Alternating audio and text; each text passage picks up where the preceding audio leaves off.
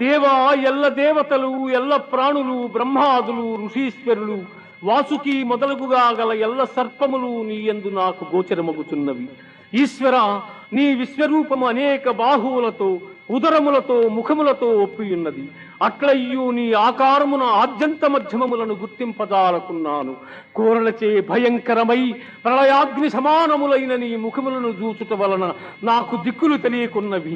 కాన ప్రభో, నా యందు దయయుంచి నాకు ప్రసన్నుడవు కమ్ము. కృష్ణ, ప్రసన్నుడవు కమ్ము.